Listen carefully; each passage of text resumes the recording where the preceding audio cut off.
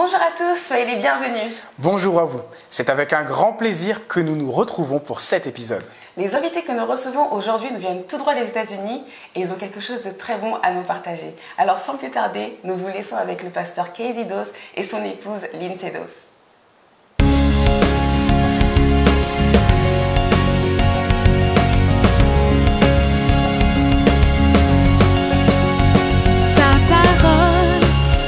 Une lumière sur mon sentier, verset du jour, bonjour. Bonjour tout le monde, soyez les bienvenus ce soir. Un verset du jour, bonjour spécial aujourd'hui. Je suis tellement bien entourée, quel plaisir vraiment de recevoir le pasteur Casey Doss et son épouse Lindsay. Bienvenue sur verset du jour, bonjour. Et puis, qui ai-je à côté de moi? Vous le connaissez, n'est-ce pas, mon cher époux?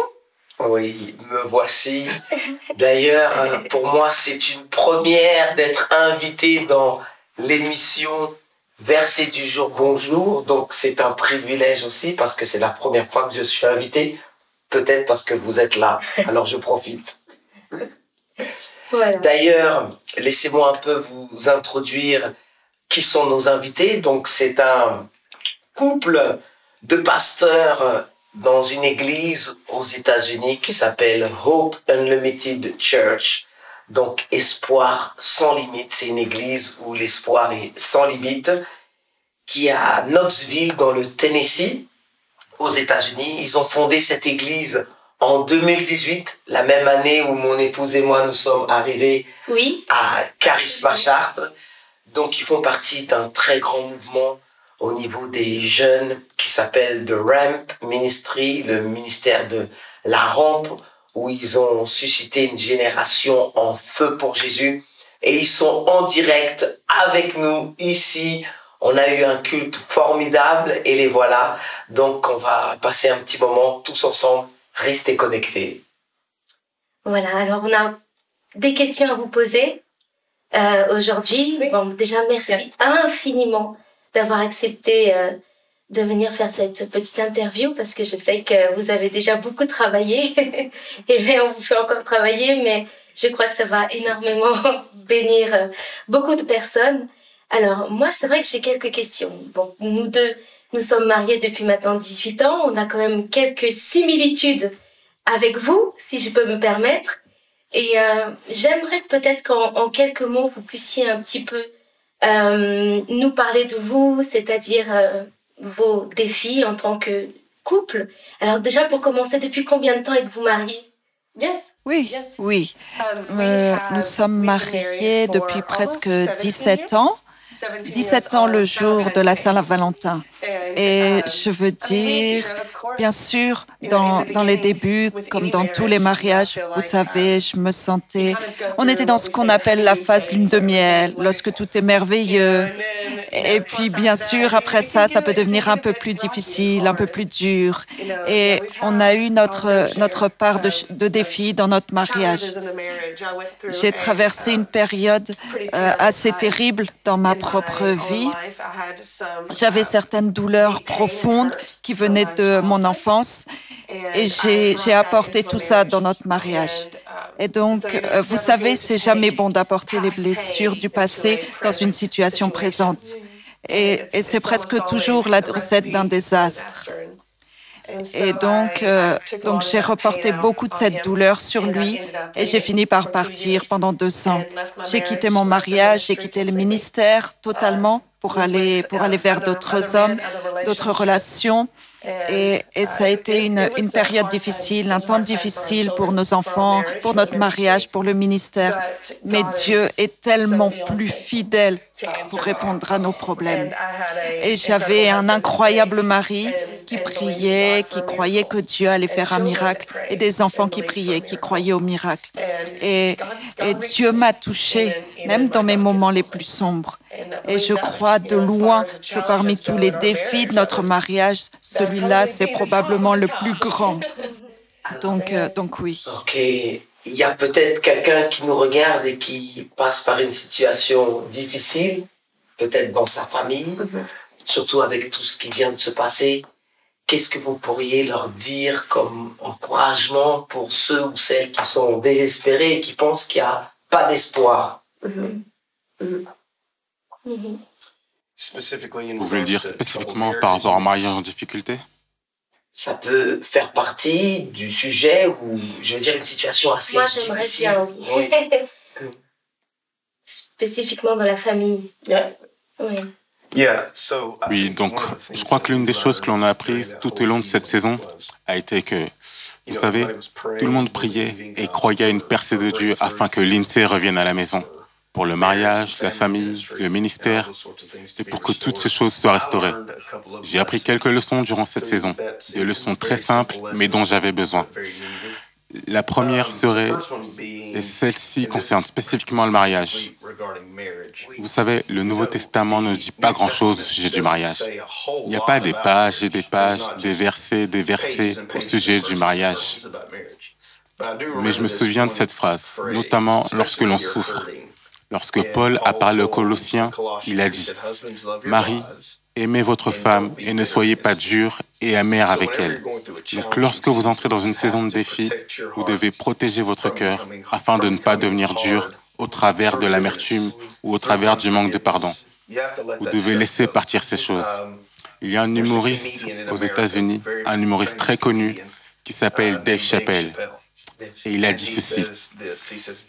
Il dit « L'amertume est assez encombrante, l'amertume est lourde. » Et c'est énorme, je trouve. Notamment lorsque vous souffrez et que vous raccrochez à l'espoir et que vous avez toutes les raisons du monde d'être en colère contre un membre de votre famille ou votre épouse. Vous devez vous débarrasser de tout ça. Car cela ne va rien faire d'autre qu'empirer la situation. Profondément l'empirer. Donc, numéro 1, gardez-vous de l'amertume. La seconde chose serait, vous avez besoin de vous entourer de bonnes voix. Vous avez besoin de vous entourer de personnes qui proclament la vie sur vous, qui proclament la vie sur votre mariage. Lorsqu'elle est partie, j'ai eu des pasteurs qui m'ont dit « C'est bon, c'est fini, oublie-la, passe à autre chose. » Et c'est facile à dire lorsque ce n'est pas votre épouse ni vos enfants qui sont concernés. Et donc vous devez avoir des voix dans votre vie qui vous disent « Je sais que tu souffres, mais va continuer à faire confiance à Dieu. » Et je continue à croire que... Et parfois, ça me tapait sur les nerfs. Je me disais « J'ai pas besoin d'entendre ça maintenant. » Mais c'était ce que j'avais besoin d'entendre. J'avais besoin de quelqu'un qui maintienne ma foi en vie. Donc vous devez garder votre cœur de l'amertume et les voix qui vous environnent lorsque vous êtes dans les temps des défis peuvent faire la différence pour votre avenir. Et est-ce que vous avez eu un moment de doute, je dirais, parce qu'on peut avoir des convictions quand tout va bien, mais quand les saisons deviennent de plus en plus difficiles, est-ce que le doute est entré pour se dire est-ce que ça vaut la peine de toujours croire ou au contraire, comment ça s'est passé? D'ailleurs, de vos deux côtés. Oh, bien sûr. J'ai eu des moments de doute. J'ai eu des moments où je faisais confiance à Dieu pour que Lindsay rentre à la maison. Et puis j'ai eu des moments où j'étais tellement en colère et fâché contre elle que je voulais pas qu'elle revienne. La nuit, elle m'a envoyé cet email qui disait « Je suis désolé, je veux que ça fonctionne. » J'avais des émotions très partagées là-dessus. Une partie de moi voulait entendre ça et une autre partie ne voulait pas entendre. Une autre partie de moi voulait dire « Ça fait 2 ans, plus de 2 ans d'enfer sur Terre. Appelons ça une coïncidence, passons à autre chose. » Puis bien sûr, il y a eu ces moments. C'est pour ça que les bonnes voix sont si importantes. Parce que quand vous avez des doutes qui vivent à l'intérieur de vous, la dernière chose dont vous avez besoin, c'est quelqu'un qui vienne et qui dise « Oui, voilà, c'est ça, sois libre, laisse tomber, va de l'avant. Il y a d'autres personnes pour toi. » Vous n'avez pas besoin de ça à ce moment. Et en me mettant à la place d'une personne qui peut-être a connu Dieu, a été dans un cadre spirituel, et pour une raison quelconque, s'est détourné à tout laisser, est-ce qu'il y a quand même des questions au sujet de comment on va me recevoir, comment je vais être accueilli, est-ce que les gens seront contents ou au contraire je vais recevoir du jugement? Comment on fait face à ce genre de situation? Quand je suis rentrée à la maison, eh bien, c'est intéressant. En fait, le moment précis où j'ai décidé de rentrer à la maison, j'étais seule. J'étais dans mon appartement, j'avais mon propre appartement. Et j'étais en train de peser le pour et le contre. OK, si je rentre à la maison, qu'est-ce qui va se passer? Qu'est-ce que les gens vont dire? Et vous savez, tout le monde sait qui on est par rapport à ma mère, par rapport à son ministère. Et je pensais que ma réputation est finie. Et si je rentre à la maison, je ne vais jamais me relever. Mais je me souviens avoir pensé, peu importe ma réputation, je veux dire, la seule chose qui compte, c'est Dieu et ce qui est juste. Et ce qui est juste, c'est mon mariage, ma marche avec Dieu et que mon mariage fonctionne. Voilà ce qui était juste. Et le reste n'avait pas d'importance. Et en fait, j'ai dit à voix haute dans mon appartement, « Seigneur, ma réponse est oui. » Et lorsque je l'ai dit, cette paix qui est venue sur moi, je ne saurais pas la décrire. Et j'ai vu Dieu dans cet état d'esprit. Je me moque de ce que les gens pensent. Et je m'en moque jusqu'à présent. Vous savez, pour moi, l'important, c'était que la seule personne, le seul être qui pouvait me juger ne le faisait pas. Et c'est Dieu. Lorsqu'il dit, chaque fois que Dieu dit dans sa parole, vous savez, ne craignez pas les gens qui tuent le corps, craignez le Dieu seul qui peut tuer l'homme et le corps. Et ce Dieu, l'unique, le seul qui puisse me juger, a dit, tu es pardonné. Qu'est-ce qui compte plus que ça? Et quand il a dit ça, quand Dieu m'a pardonné, la seule autre personne qui comptait était lui. Et ces deux personnes m'ayant pardonné, plus rien d'autre n'avait d'importance. Et vous savez, je ne m'inquiétais pas de ce qu'il pensait, de ce qu'il disait. Et pour en arriver là, au point où je refuse d'avoir honte, vous savez, bien sûr, je regretterai toujours. Je vais toujours, vous savez, souhaiter ne jamais avoir fait ces choix. Mais je refuse d'avoir honte, car la honte ne vient pas de Dieu. La condamnation ne vient pas de Dieu. La conviction vient de Dieu. La conviction vous pousse à la repentance. La condamnation vous pousse à la honte. Et donc, j'ai décidé que je n'aurais pas honte et que j'utiliserai ça pour aider tous ceux que je peux à sortir de cette même situation. Et merci Seigneur, nous avons une communauté à l'Église qui l'a chaleureusement accueillie. Oh oui, lorsqu'elle est revenue. Ils ont été merveilleux. Ils étaient heureux de la revoir. Et ça a vraiment été un très beau moment lorsqu'ils ont annoncé.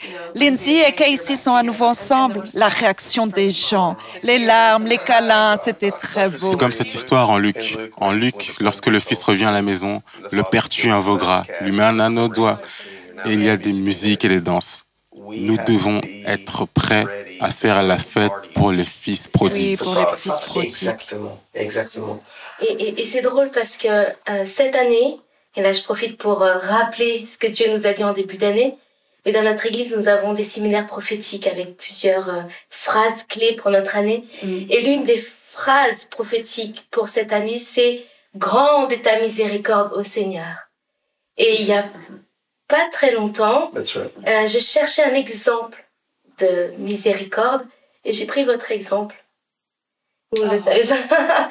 Mais j'ai rédigé ou j'ai, on va dire, fait un petit article parce que j'ai trouvé que l'exemple était tellement bon.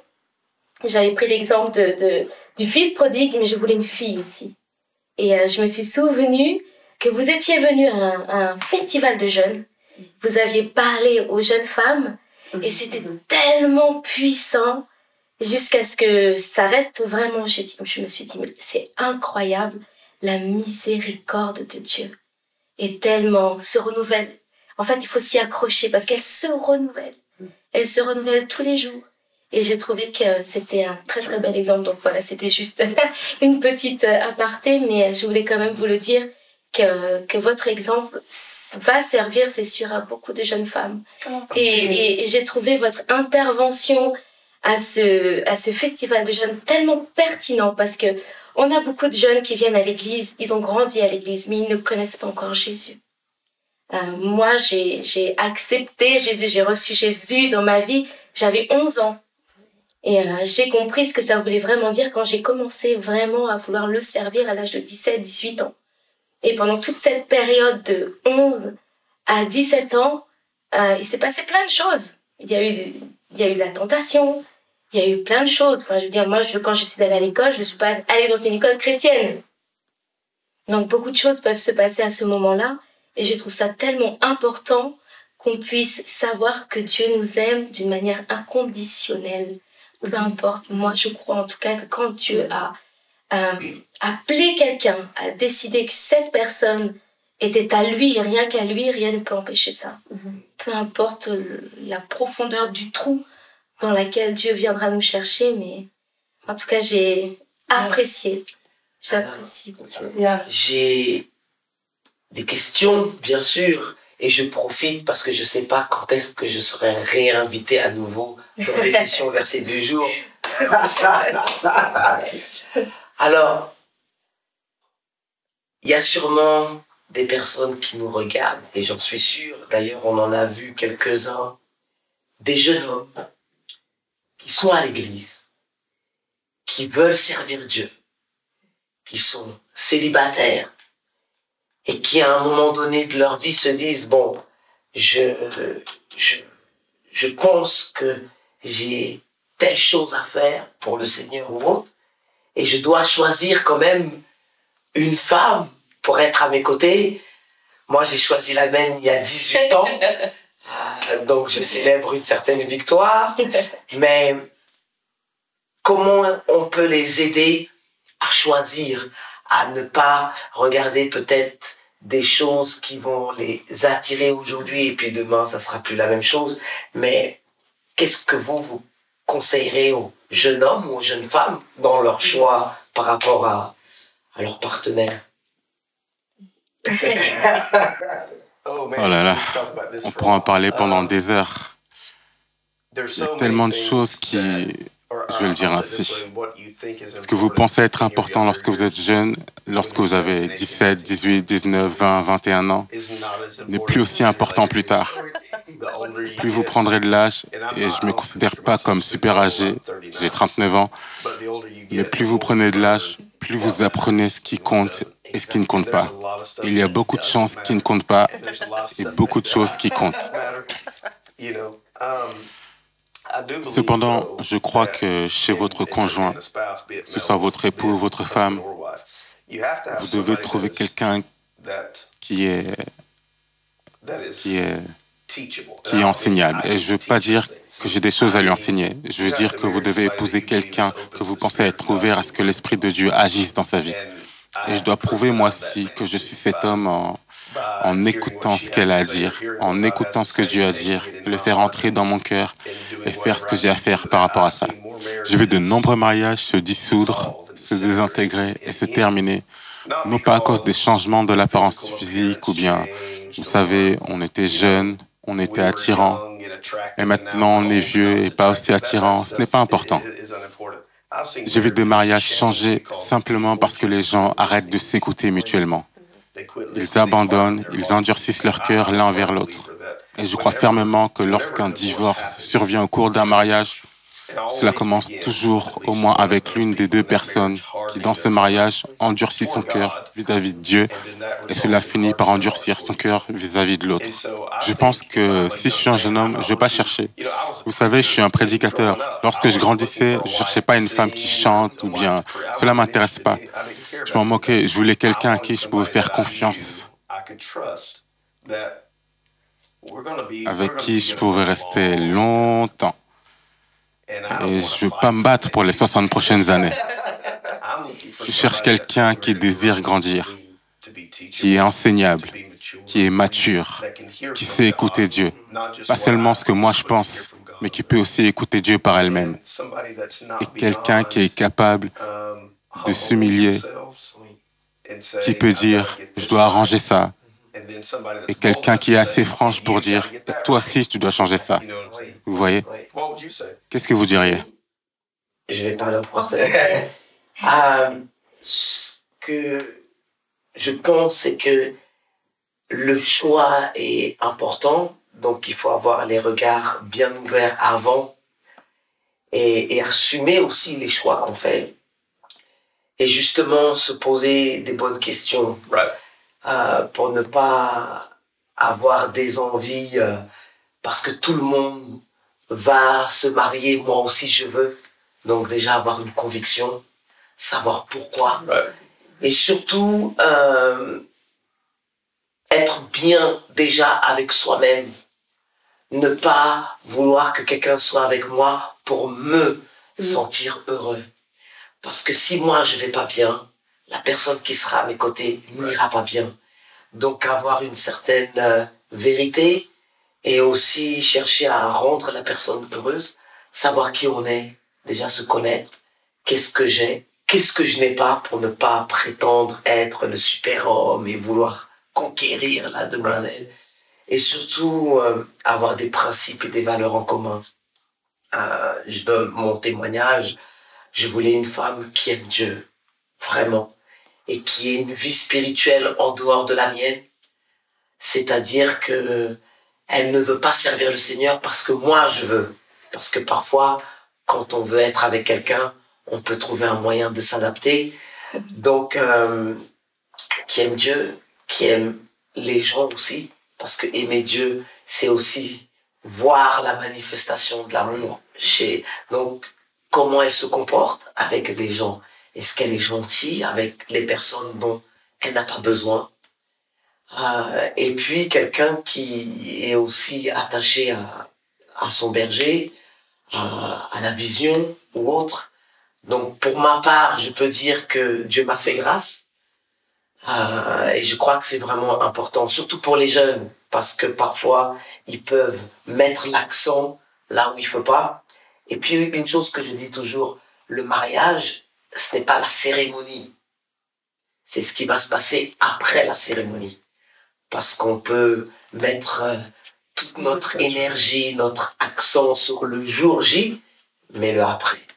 Et puis, voilà. Yes, absolutely. Tu veux dire quelque chose? Oui, je profite un petit peu. Moi, je voulais parler un petit peu à l'INSEE. J'ai remarqué, je ne sais pas si c'est en France particulièrement, mais les femmes en France, je dirais peut-être les jeunes femmes, parce que les générations changent. Les femmes changent finalement, elles ne sont plus les mêmes qu'il y a 50 ans en arrière. Mais j'ai remarqué qu'aujourd'hui, on va dire les jeunes femmes, ont tendance à vouloir être, et je vais utiliser un mot qui peut être fort, mais il est vrai, à séduire. On tourne beaucoup autour de cette chose qui est la séduction. Et c'est quelque chose que moi, je regarde un petit peu de loin, mais que j'observe, parce que je trouve que ça rentre dans l'église, malheureusement. Voilà. Une femme a la capacité de... voilà. Quand elle passe quelque part, il y a un parfum derrière. Et j'aimerais que les jeunes femmes de l'église puissent comprendre, en fait, que ce qu'elles ont est réservé à quelqu'un. Et que ce parfum qu'elles ont est réservé à une personne. Moi, je prends mon cas, le but, c'était pas de parler de moi, mais bon, je prends mon cas. Quand j'ai décidé que c'était... j'ai décidé, c'est pas tout à fait ce qui s'est passé. Mais quand c'était mon temps pour le mariage, je m'étais dit, Seigneur, je ne veux pas avoir à fréquenter plusieurs garçons, parce que je dis souvent aux jeunes femmes de l'église, tant que tu n'as pas cette alliance, en réalité, ce jeune homme qui est devant toi, c'est ton frère. Alors attention à ce que tu vas provoquer chez lui. Maintenant, qu'est-ce que vous pourriez, je ne sais pas si je suis assez claire dans ce que je dis, mais dire aux jeunes femmes pour qu'elles se gardent, même si je ne suis pas en train de parler d'un acte sexuel, c'est pas de ça dont je parle, mais parfois même, il n'y a pas besoin d'arriver jusque-là pour attirer les regards qu'il ne faut pas assurer. Comment vous pourriez les aider avec, voilà, qu'est-ce qu'une jeune femme qui a un Christ dans sa vie, quel est le comportement finalement qu'elle devrait avoir vis-à-vis des garçons, des jeunes hommes? Oui, je veux dire, c'est pas juste ici en France, c'est aux États-Unis aussi, c'est partout. Et vous savez, je crois que ça vient beaucoup, parce que comme vous l'avez dit, il y a des années, on n'avait pas ce problème. Et je crois, vous savez, pour beaucoup de jeunes de cette génération, c'est sur leur téléphone, c'est sous leurs yeux en permanence. Ils voient, oh, pour être belle, voilà ce que je dois devenir. Pour paraître attirante, voilà ce que je dois être. Et les jeunes femmes, vous savez, Ce n'est pas ce que l'on va voir qui va nous rendre attirantes. On a une adolescente à la maison et je lui dis tout le temps, la manière dont tu t'habilles, la manière dont tu te présentes, c'est le type d'homme que tu vas attirer. Tu sais, si tu veux un homme qui ne te voit que comme un objet, comme une chose que l'on regarde et que tu ne vaux pas plus que cela, alors oui, vas-y, habille-toi de manière séduisante, porte des vêtements moulants, essaie de paraître sexy, parce que c'est ce que tu vas recevoir. Mais si tu veux un homme de Dieu qui va t'honorer, qui va te valoriser, habille-toi comme une femme de Dieu, conduis-toi comme une femme de Dieu, marche comme une femme de Dieu. N'essaie pas d'attirer l'attention sur toi de manière séductive. Attire l'attention sur toi en tant que femme de Dieu, en tant que femme classe. Et lorsque tu fais ça, tu sais, tu places ta confiance en Dieu. Tu places ta confiance dans ton identité en Dieu et pas juste en ce que tu vois dans ton miroir, en te comparant à la séduction de ce monde. Et vous savez, lorsque les jeunes femmes tentent de s'habiller, de ressembler à ce qu'elles voient, elles s'habillent de manière séduisante, elles vont agir de manière séduisante et elles tentent en quelque sorte de se vendre. Vous savez, elles ne voient pas leur valeur et donc elles vont se dévaloriser. Je ne vaux pas plus que ça. Et au lieu de placer leurs expectatives au niveau de leur propre valeur, de se traiter elles-mêmes comme « je vaux bien plus que ça, je vaux plus que ce genre d'habit, je ne vais pas entrer dans une pièce et attirer l'attention sur moi de manière séductrice parce que je vaux bien plus que ça. » Et enseigner les jeunes filles, apprendre aux filles à comprendre ça, qu'elles valent tellement plus que de tenter d'attirer ce genre d'attention et l'importance de se conduire d'une manière telle que cela va attirer les bonnes amitiés, les bonnes relations, les bons mariages. C'était la première partie du témoignage de nos invités. Nous nous retrouvons la semaine prochaine pour la deuxième et dernière partie de leur témoignage. Nous espérons que cela vous a plu. En attendant, partagez, likez et commentez la vidéo. À très bientôt.